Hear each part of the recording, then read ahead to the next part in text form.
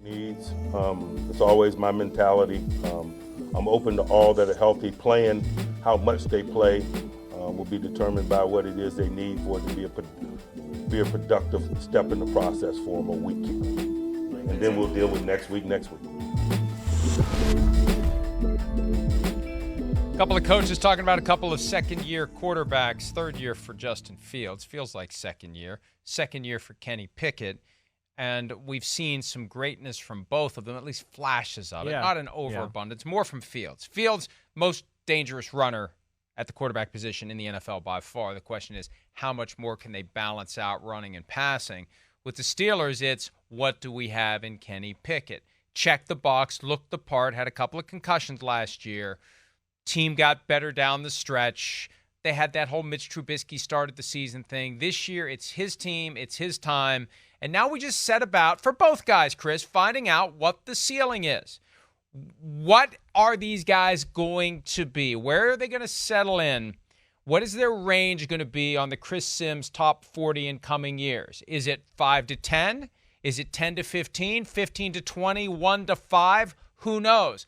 This is the process for both guys this year in figuring out where they're going to settle in relation to other quarterbacks in the NFL. Yeah, no question. Big year for Kenny Pickett. Maybe even bigger for Justin Fields because you said right. There's the athleticism, the running, it's special, but there's another part of his game that certainly needs to take another major step. I think for the Bears to get over the hump. Kenny Pickett, on the other hand, we saw execution of the offense and all of that, and great decision maker, and can even get out of the pocket and do some things there, for a pocket passer, make some plays. But the thing I think we want to see from him is I want to see some big plays in the pass game. I want to see the ball go down the field. Last year there was all this talk about Mitch Trubisky doesn't throw the ball down the field, and then Kenny Pickett got in the game, and they threw the ball shorter than when Mitch Trubisky was in there. So, and that's not just because of Kenny Pickett.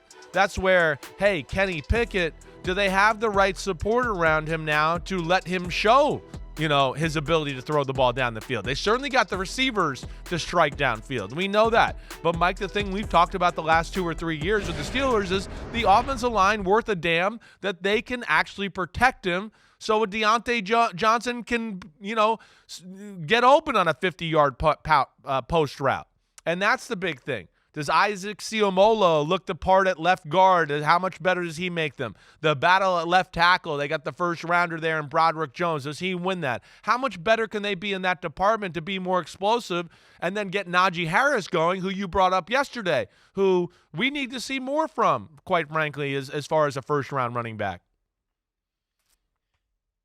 Pickett had 47 throws of 20 or more yards down the field, third fewest behind Dak Prescott and Kyler Murray. And this is quarterbacks who took at least 50% of the snaps.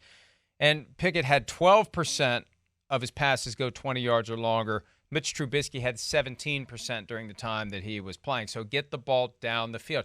Get it to George Pickens. That's what I want to see. And I don't know how much of that we're going to see in the preseason because I don't know how much time they're both going to be on the field. But I've seen enough from George Pickens. Yeah. To put him in the category of if he's covered, he's still not covered. Yeah. You got to have 2 guys on George Pickens before I'm going to consider not throwing it to him. And even then, there's a chance he's still going to go get it. But we've seen enough from Pickens to know you just got to get that guy the ball. Yeah. Just get him the ball. And I want to see if Pickett is willing. You got to make those decisions. You're processing a lot of things. Right. I'd like to throw to the guy who's open.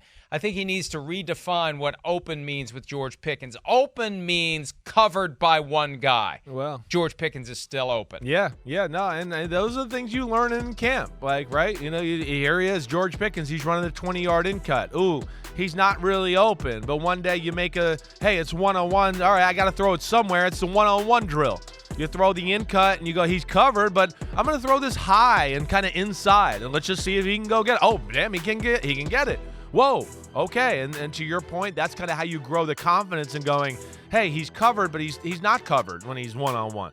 The Pickens is, like you said, he's a number 1 receiver. He's got that type of talent. The thing I want to see from Pickens is, you laid it out right. I know he can do the jump ball and all that. I want to see, can he catch a slant and make somebody miss and run for a lot of yards after it? Those are the things we didn't see quite enough of in year 1.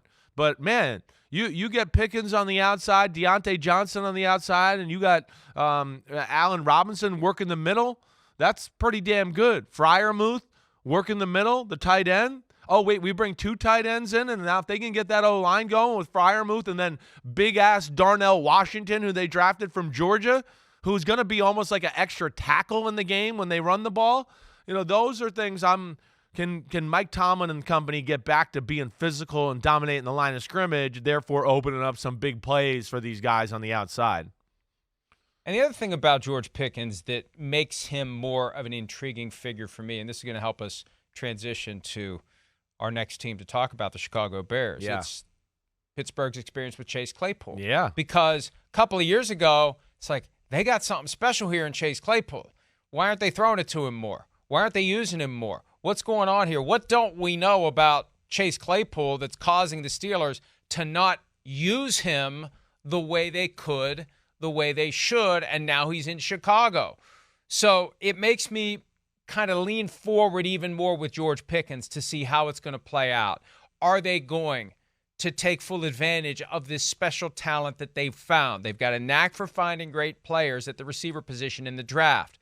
But, man, with Claypool, we got to start asking, do they know how to use? Do they know how to develop? Sure. Do they know how to cultivate a talent like that? Or is it wasted in the Pittsburgh offense? That's why it's more of a pressing question for me with Pickens, because it never came to fruition the way it could have with Claypool. Yeah, I hear you, and that's certainly something to question. I think some of the problems we discussed already, the offensive line not being able to protect, doing stuff like that never allowed them to really show Claypool's ability to work downfield and be a beast in that category as far as receivers concerned. And then he, I think, seems like from the outside looking, and I don't know this for sure, but made some comments, talked a little too freely in the media.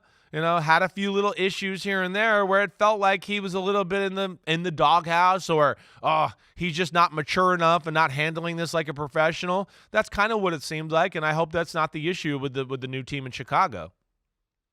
Another example of Mike Tomlin keeping a guy who might be an issue under control as long as possible until they could pawn him off to another team for what basically was a first-round pick, because that second-rounder became pick number 32 in the 2023 draft, and they got Joey Porter Jr. with that selection. Hi, it's Mike Florio. Thanks for watching PFT on YouTube. Hit subscribe for the latest news and analysis from Pro Football Talk.